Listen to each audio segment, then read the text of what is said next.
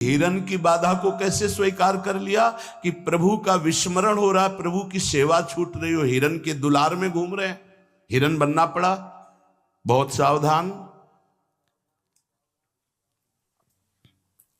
अगर हम सब सावधानी पूर्वक उपासना करें तो इसी जन्म में हम जीवन मुक्त हो जाएं। गुरुदेव, इष्ट का मंत्र और माला, ये साधना की 4 विशिष्ट पद हैं। गुरुदेव, इष्टदेव, इष्ट मंत्र और जिससे माला, जिससे मंत्र जपते हैं, इनमें एक भी नहीं बदलना चाहिए, बहुत जल्दी सिद्ध हो जाएगा। माला ऐसे नहीं कि गंदी हो गई फेंक दी, दूसरी नई माला ले ली, टूट गई वैसे, या माला की थैली, दोनों। एक उपासक के पास फटी हुई बहुत मलिन थैली थी, हमने कहा बदल दो ना, नहीं गुरु प्रदत्त है, ये आजीवन चलेगी। ऐसे बहुत जल से धो देंगे, यमुना जी में धो देंगे, बदल तो नहीं सकते, आजीवन के लिए है। अच्छा लगा, ठीक है, गुरु प्रदत्त है, इसे बदल नहीं सकते। माला झोली, यहां रोज नई चमकती हुई, देखो ध्यान दीजिए, गुरु, इष्ट मंत्र और माला, ये चारों बहुत जल्दी परिपक्व अवस्था प्रदान करती हैं। इनमें से एक भी यदि बदला जाए तो बेविचार दोष उत्पन्न हो जाएगा। गुरु, इष्टदेव, इष्ट मंत्र, मंत्र जपने की माला और माला झोली सहित, इसे खिलवाड़ ना समझे। यदि तुम किसी की माला चुरा लेते हो तो कभी तुम्हें उसके जपे हुए का फल नहीं मिलेगा, और यदि तुम्हारी माला कोई गिर जाए, भूल जाए, कोई चुरा ले, तो तुम्हारे आधे भजन का प्रभाव निष्फल कर दिया जाएगा। ये न्यायाधीश बोल रहे हैं। माला प्राणों से भी अधिक प्यारी रखी जाती है, ऐसे नहीं कि जहां मन आया वहां रख दिया, नहीं, सदैव अपनी छाती से माला लगा के रखी जाती है। अगर कोई बात करनी, कोई सेवा करनी, तो माला को यहां ऐसे रख लिया, गले में डाल लिया कि नहीं से। अब कुछ लोग ऐसे नहीं रखी जाती, अगर माला रखना भी है तो उसके नीचे आसन होना चाहिए, उससे मंत्र जपते, खिलवाड़ नहीं। यदि चोरी चली गई तो भी आपका आधा भजन निष्फल हो जाएगा, और चुराने वाले को कभी भी जितना जप करेगा उसका फल नहीं मिलेगा। किसी की माला से जप नहीं करना चाहिए। मिली हुई माला को जहां मिले वहां सम्मान से टांग दो, कभी लौटेगा वो तो ले लेगा। कभी माला पड़ी हुई उठाना नहीं चाहिए, लेना नहीं चाहिए, उससे कुछ लाभ आपको मिलेगा नहीं। अगर यहां माला पड़ी है तो यही टांग दो, जिसकी माला है अगर वो वापस आएगा तो वहां मिल जाएगी उसको। कभी आप किसी की माला से जप न करें। जो किसी की माला चुरा लेता है उसकी कभी आध्यात्मिक उन्नति उससे नहीं हो सकती। माला,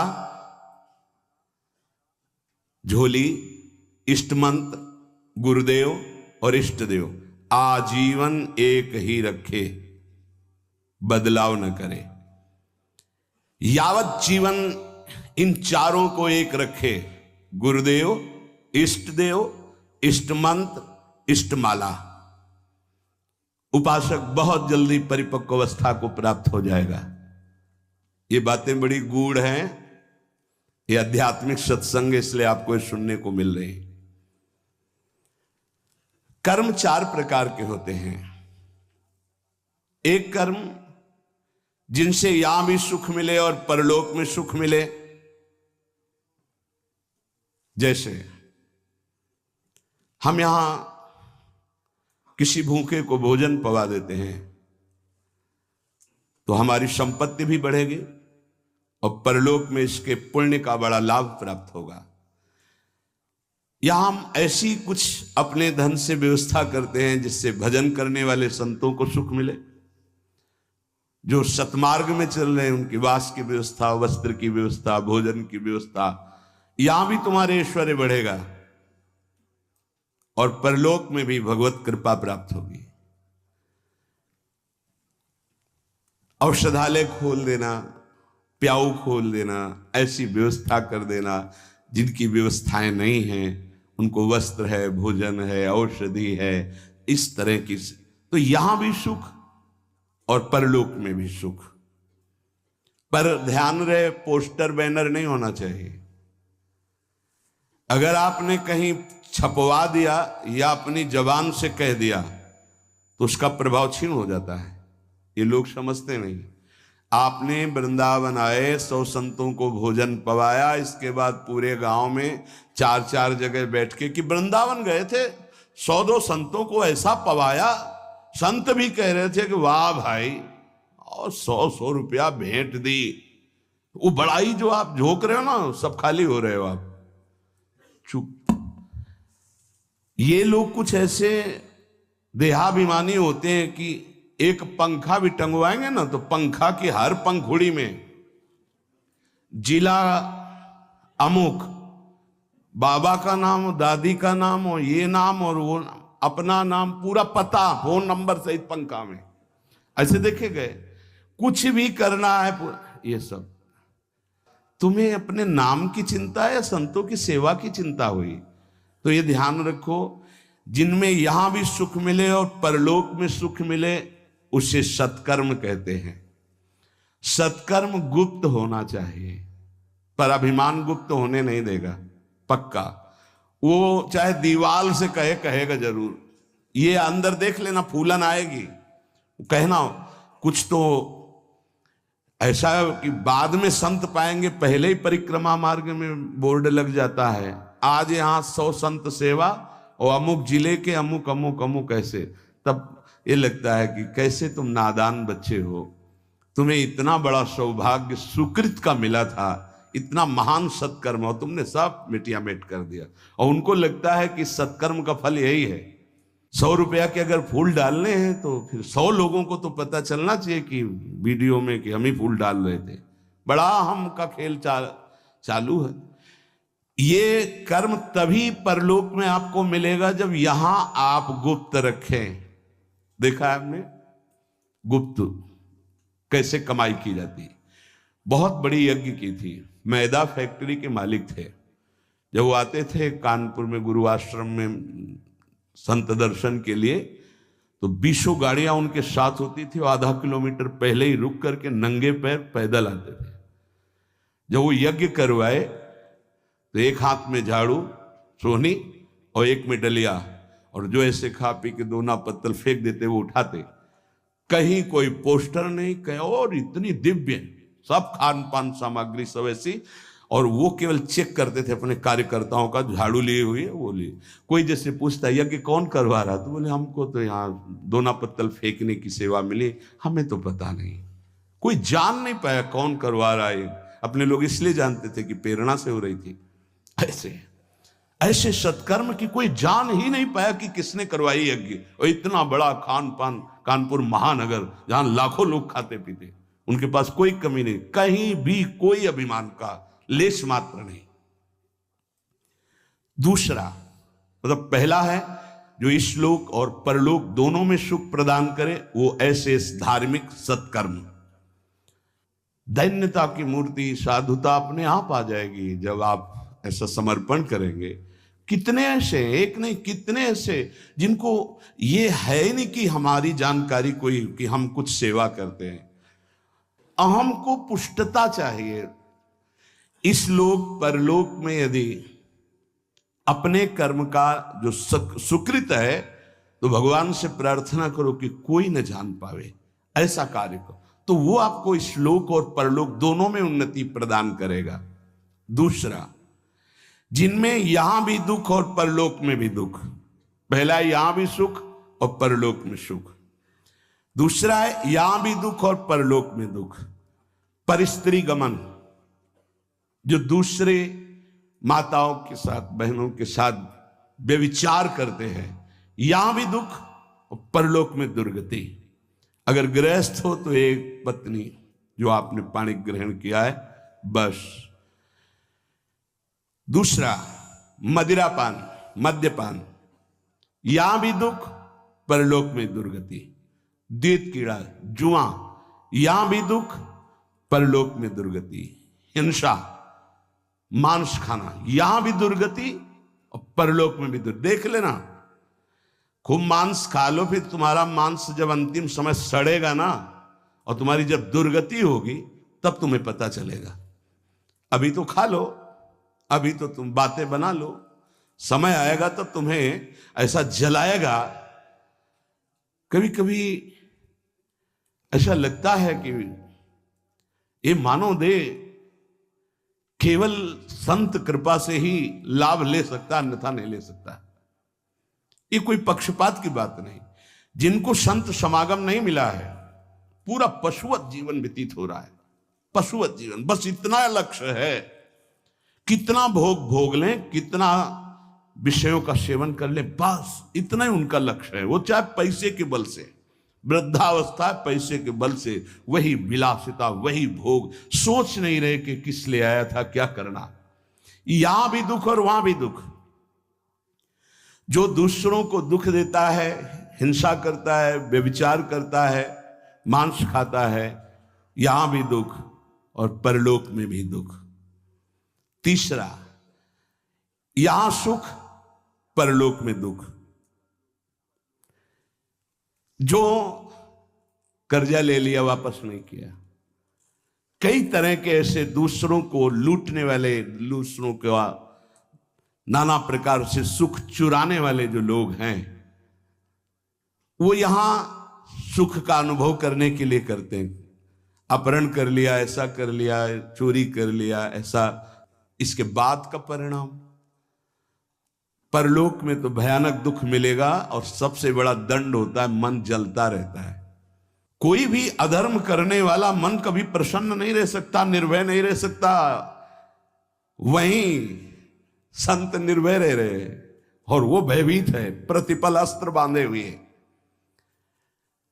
जो यहां भोग प्रधान जीवन है, दूसरे का सुख छीनता रहता, छल कपट, बहुत कपटी स्वभाव होता है लोगों का। कोई बिरला ऐसा होता है जो भजन के साधना के बल से कपट को मिटा करके सरल स्वभाव न मन को टिलाई। नहीं तो सांप जैसी टेढ़ी चाल होती, सामने कुछ और, पीछे कुछ और, बोल कुछ और रहा है, कर कुछ और रहा है, सोच कुछ और रहा है। ऐसे लोग यहां सुखी दिखाई देते हैं। लोगों के प्रश्न भी रहते हैं, झूठ, कपट, छल, हिंसा, चोरी, ऐसे लोग यहां सुखी दिखाई देते हैं बड़ा, लेकिन परिणाम उनका बड़ा भयंकर होता है, महान दुख को प्राप्त होते हैं। पहला है यहां सुख वहां सुख, सत्कर्म। दूसरा है यहां भी दुख वहां भी दुख, असत्कर्म। तीसरा है भोग कर्म, दूसरों का धन छीनना, भोगों में मगन रहना। यहां तुम्हें सुखी दिखाई देंगे, बड़ा परिणाम एकदम विध्वंसक होगा, मिट्टी में मिल जाने वाला, कुछ नहीं बचेगा, सर्वनाश हो जाएगा। इसको आप आंख खोलकर देख लो, संसार में रहते हो, समाचार आदि के द्वारा संसार की जिनकी झूमती थी मिट्टी में मिल गए। अधर्माचरण करने वाला कभी सफल नहीं हो सकता। सनक सनंदन सनातन सनत कुमार में से श्री सनातन जी की वाणी। परम मुनि परमहंस श्री सनातन जी हर समय 5 वर्ष की अवस्था में रहते हैं और कोई वस्त्र नहीं धारण करते, दिगंबर। दिग माने दिशाएं, दिशाएं ही जिनकी अंबर है, अर्थात नग्न अवस्था में रहते हैं। ये वर्णन करते हैं कि एकादशी व्रत को हरितोष व्रत कहते हैं। भगवान की प्रसन्नता के लिए, हरिजू की प्रसन्नता के लिए एकादशी व्रत रहा जाता है। प्रायः समस्त वैष्णव जन रहते हैं। जो रसिक जन प्रियाजू के चरणों के अनन्य हैं, उनका एक ही व्रत है, श्यामा श्याम की 8 पहर उपासना करते हुए अपने मन वृत्ति को श्यामा श्याम में समर्पित करना। यहाँ ज्ञान ध्यान व्रत कर्म जीते सब काहो में नहीं मोहि प्रतीति, रसिक अनन्य निशान बजायो एक श्याम श्यामा पद प्रीति। पर जो एकादशी व्रत रहते हैं परम धन्य हैं, वो हरितोष व्रत है। अब एकादशी व्रत का नियम क्या है और कैसे एकादशी व्रत का फल मिलता है, कई बार चर्चा हुई। बहुत सुंदर तस्मात् शास्त्रम प्रमाणम ते, शास्त्र प्रमाण के अनुसार श्री सनातन मुनि बोल रहे हैं, अथ ते नियमान वच्मि व्रते ह्रस्मिन् दिनत्रये, कास्यम मानुषम मसूरान्नम चणकान को द्रवास्तथा, शाकम मधुपरान्नम च पुनर्भोजन मैथुने, दशम्याम 10 वस्तूनि वर्जयेत वैष्णवः सदा।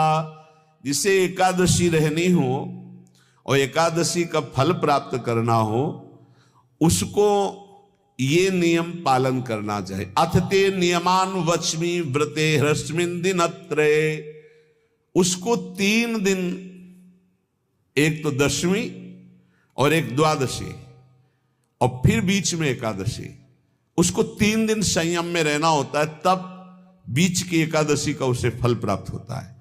जिसे एकादशी व्रत रहना हो उसका नियम है कि दशमी के दिन कांसे के पात्र का त्याग करे। वैष्णव सिद्धांत है कि कभी जिसमें मांस बना उस रसोई का भोजन न ग्रहण करे। मसूर की दाल, चना की दाल, कोदों और कोई भी शाक, शहद, दूसरों का अन्न, दोबारा भोजन और मैथुन, ये दशमी के दिन त्याग दे। एक बार दशमी के दिन भोजन करे 24 घंटे में, क्योंकि एकादशी रहना है। कांसे का पात्र, जिस रसोई में मांस बना उसके भोजन का त्याग, मसूर की दाल, चना, कोदो, शाक, मधु अर्थात शहद और दूसरे के द्वारा दिया हुआ भोजन और दोबारा भोजन और मैथुन क्रिया, इनका दशमी के दिन कभी भी प्रयोग ना करे। इन 10 वस्तुओं से वैष्णव दूर रहे दशमी के दिन। फिर एकादशी के व्रत में, ये पीछे तो हम वर्णन कर ही चुके हैं, कहीं नहीं आया या कुटू का वो कचौड़ी पकौड़ी और सिंघाड़ा का हलवा और सावा, ये दुनिया के खीर और सब। ये एकादशी के दिन किसी भी तरह की गेम आदि क्रीड़ा ना खेले। जैसे अब आज व्रत है तो बैठे हैं अपना मोबाइल में गेम खेल रहे हैं, ऐसा कोई भी क्रीड़ा नहीं, द्वित क्रीड़ा, किसी भी तरह का गेम, ये सब खेल नहीं। द्वित क्रीड़ाम च निद्राम च तांबूलम दंत धावनम परापवादम पैशून्यम स्तेयम हिंसाम तथा रतिम कोपम हृत वाक्यम च एकादश्याम विवर्जयेत। एकादशी के दिन उपासक को चाहिए कि वो किसी भी तरह की क्रीड़ा, मनोरंजन बिल्कुल नहीं।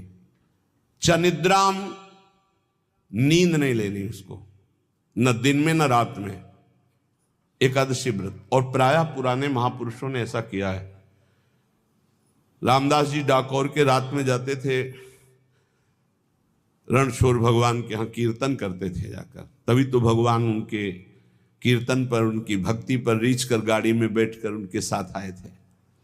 पूरी रात जगकर कीर्तन करना, और दिन में तो सोना ही निषेध है। द्वित क्रीड़ाम च निद्राम च तांबूलम, पान खाना निषेध है एकादशी को, बिल्कुल नहीं, जो व्रत रह रहे हैं। और दंत धावनम, वृक्ष से तोड़कर जो दतून की जाती एकादशी के दिन नहीं। परापवादम, दूसरे की निंदा करना, चर्चा करना नहीं, अर्थात अधिकतर मौन व्रत धारण करे एकादशी के दिन। पैशून्यम, चुगली करना। स्तेयम, कोई चोरी करना।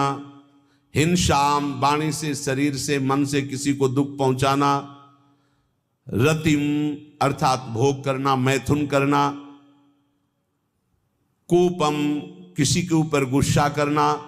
अनत वाक्यम, झूठ बोलना, एकादश्याम विवर्जयेत, एकादशी के दिन ये नहीं करना चाहिए। एकादशी को एक बार कुछ फलाहार शुद्ध, अगर आपके पास कोई व्यवस्था नहीं तो थोड़ा दूध है, जल है, ऐसे आप लेकर, या थोड़ा सा फल ले लिया, थोड़ा सा फल लेकर के प्राण पोषण, एक दिन में मर नहीं जाओगे। कितने तो निर्जला एकादशी रहते हैं, हर एकादशी निर्जला। पूज्य श्री मथुरा दास जी निर्जला ही रहते थे हर एकादशी। चलो भैया आपकी सामर्थ्य नहीं तो जल 2-4 बार ले लो, एक बार थोड़ा सा दूध और फल ले लो, चल जाएगा काम, प्राणों का पोषण हो जाएगा। ये आचरण न करे और एक बार कुछ आहार ले ले, वो भी शुद्ध भगवद अर्पित प्रसाद। फिर द्वादशी को काश्यम मांसम सुराम छौद्रम तैलम वितथ भाषणम व्यायामम च प्रवासम च पुनर्भोजन मैथुने अस्पृश्य स्पर्श मासूरे द्वादश्याम द्वादश त्यजेत। काश के पात्र में द्वादशी को भी भोजन न पावे, जिस रसोई में मांस बनाओ उसमें आहार न ले, किसी भी तरह का नशा द्वादशी को न करे, शहद न पाए, तेल के बने पदार्थ न पाए, मिथ्या भाषण न करे और बहुत शरीर का व्यायाम न करे, बहुत थकावट वाले कार्य न करे, दोबारा भोजन न करे, एक बार द्वादशी को भी भोजन पवित्र, मैथुन न करे, जिसका स्पर्श नहीं किया जाता ऐसे पदार्थों का स्पर्श न करे, और मसूर की दाल न खाए। द्वादशी को जो इन नियमों का पालन करता है, दशमी द्वादशी ऐसे और एकादशी ऐसे, तब उसे एकादशी व्रत का फल प्राप्त होता है। जो इस पद्धति से एकादशी, ये जो मनमानी है सब नहीं, हर पदार्थ मिल जाएगा आपको फलाहार में, हर पदार्थ हमको बताया गया कि आपको जो चाहो सब पदार्थ फलाहार का। अरे भाई हरितोष व्रत है तो हरि प्रसन्नता के लिए एक दिन भूखे रहने बहुत आनंद आता है। पहले भगवत कृपा से ऐसी गंगा जल पी करके कुछ दिन, फिर कभी कभी निर्जला एकादशी का भी आनंद। बड़े संन्यास मार्ग में थे तो बड़े संयम से सब शास्त्रीय पद्धतियों का निर्वाह होता था। उपासक को चाहिए कि इन नियमों से व्रत का अनुष्ठान करे, मनमानी आचरण न करे। सबसे प्रार्थना जो एकादशी रहते हो, हरितोष व्रत इसे कहते हैं, भगवान की प्रसन्नता के लिए रहा जाता है, रहना चाहिए। जो अपनी आचार्य परंपरा में हैं जैसे, जिनका सिद्धांत है, पर रहने का सिद्धांत ये श्री सनत कुमार जी वर्णन, श्री सनक जी महाराज, ये सनत कुमार जी वर्णन की। सनक जी महाराज कह रहे हैं, यदि भगवान का आश्रय नहीं, सत्संग नहीं है, तो इन चार में से एक हो तो नाश कर देता, फिर चारों हो तो सर्वनाश हो जाता है। यौवनम धन संपत्ति प्रभुत्व विवेकता एकैपमप्यनर्थाय किमु यत्र चतुष्टयम। यदि सत्संग नहीं है, यदि भगवद आश्रय नहीं है, और खूब धन हो, जवान अवस्था हो, और बढ़िया पद मिला हो, प्रभुत्व चलता हो, और अज्ञान हो, फिर क्या कह रहा है? बोले ये चारों जहां मौजूद होते हैं वहां सर्वनाश का खेल शुरू हो जाता है। अगर इनमें से एक हो तो सर्वनाश करने में पर्याप्त है, और अगर चारों हो तो फिर क्या कहना है?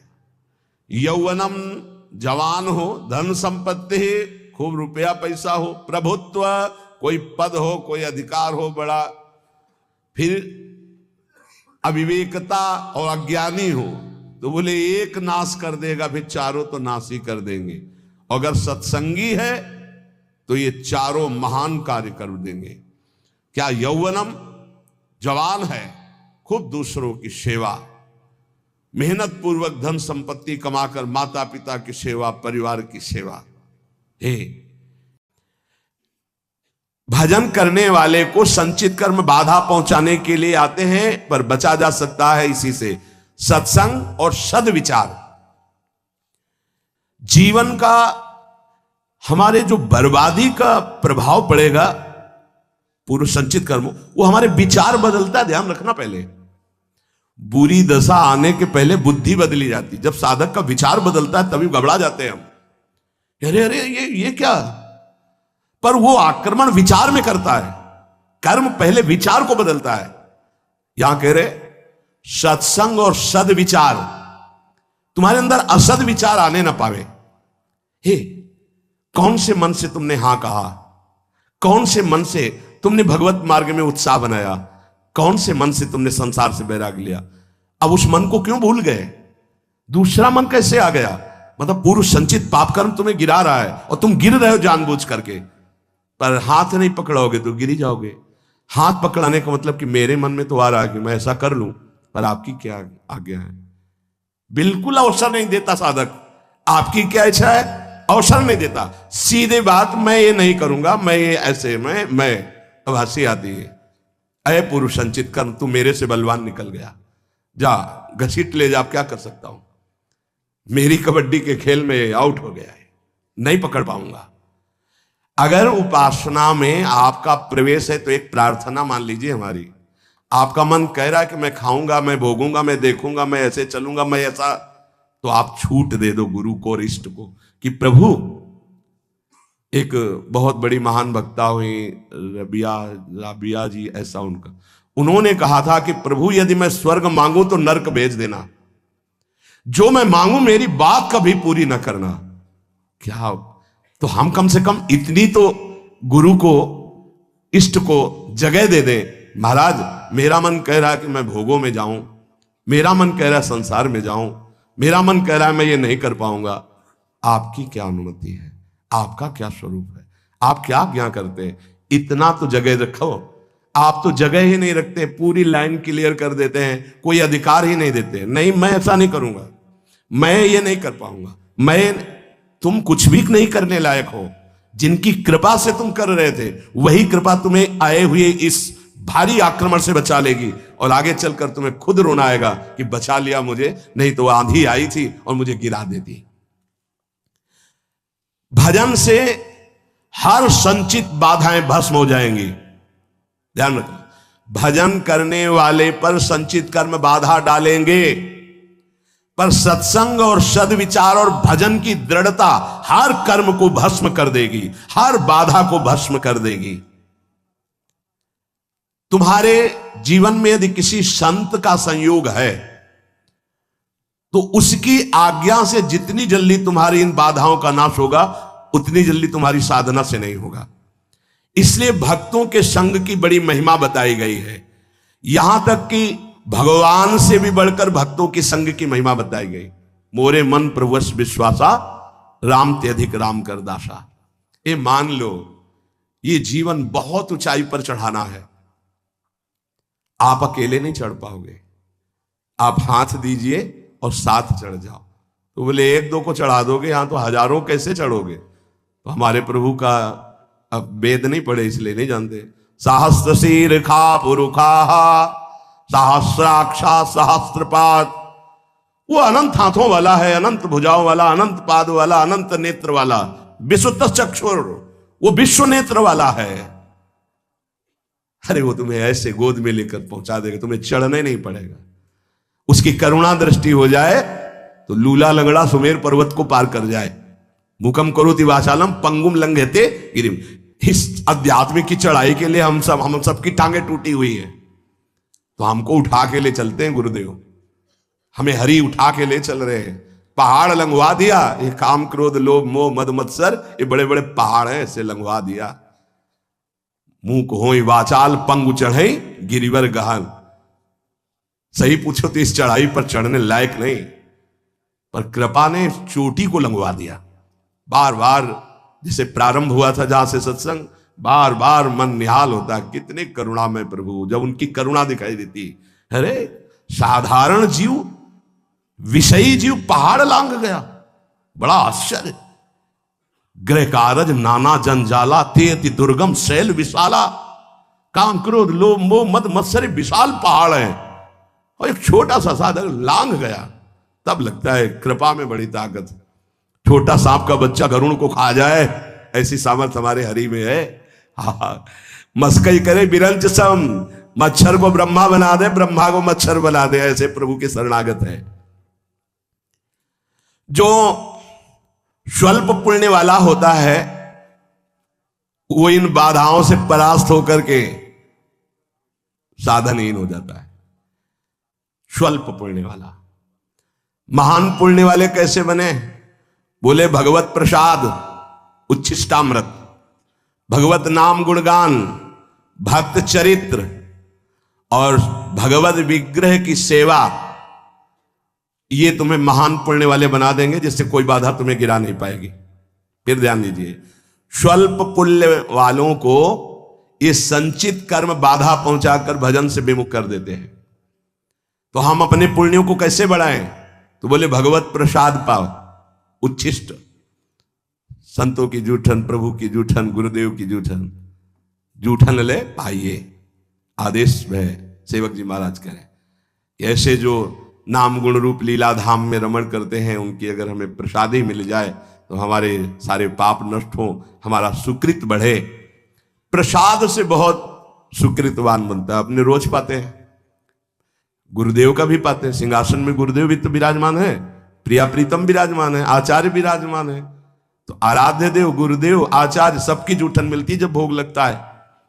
और नाम गुणगान वो भी कृपा से होता है, गुणगान होता है, अभी वाणी पाठ शुरू हो जाएगा, और नाम कीर्तन होता है। भगवत भाव में डूबे हुए भक्तों के पावन चरित्र, भक्त संग और भगवत विग्रह की सेवा, इससे बहुत जल्दी सुकृत एकत्रित हो जाते हैं और वो बाधाओं को परास्त कर देता है। सेवा मिले तो समझ लेना बहुत बड़ी बात हो गई। भगवत सेवा मिले तो चूक मत करना। छोटी सी भी पुष्प की सेवा भी, पीछे एक बार सुने हैं आप सेवा का प्रभाव, सूरदास जी के पद में आरती कर रहे हैं उसका अलग प्रभाव, चंवर डुला रहे उसका अलग प्रभाव। एक एक सेवा, हमारे प्रभु बड़े उदार हैं, रीझ जाते हैं।